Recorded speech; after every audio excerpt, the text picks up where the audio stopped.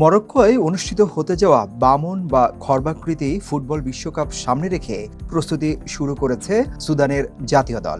রাজধানীর খার্তুমে চলছে অনুশীলন ও খেলোয়াড় বাছাই। যুদ্ধবিধ্বস্ত দেশটির নানা প্রান্ত থেকে ক্যাম্পে আসছে বামন ফুটবলাররা।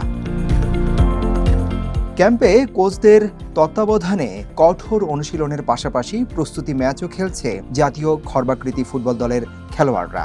আগামী ২০ থেকে ৩০ নভেম্বর মরক্কোর রাজধানী রাবাতে বসবে বিশ্বকাপের এই প্রতিযোগিতা। সেই লক্ষ্য নিয়ে দল চূড়ান্ত করার কাজে ব্যস্ত নির্বাচকরা। Sudan federation for short stature স্পোর্টসের সভাপতি মোহাম্মদ কিশা জানান,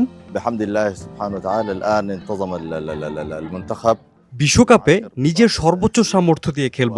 আমাদের দলটি দারুণ, আশা করি খুবই ভালো কিছু করব আমরা।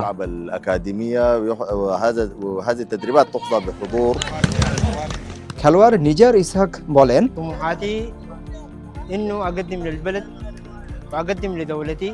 দেশের বিভিন্ন প্রান্ত থেকে খেলোয়াড়রা ক্যাম্পে এসেছে। শীঘ্রই কাসালা, আল জাজিরা, গেদারেফ, রুভেল নাইল, নর্দান ও নর্থ কর্দোফান প্রদেশ থেকেও আরও খেলোয়াড় আসবে।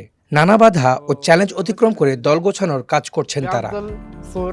মরক্কো যাওয়ার আগে মিশরেও অনুশীলন করার পরিকল্পনা রয়েছে বামন টিমের। এদিকে ৪ বছর ধরে চলা গৃহযুদ্ধের কারণে দেশটিতে বাস্তুচ্যুত হয়েছে প্রায় ১,৪০,০০,০০০ মানুষ। জাতিসংঘের হিসেবে খাদ্য সংকটে রয়েছে প্রায় ১,৯৫,০০,০০০ মানুষ। Desk report, hello Bangladesh.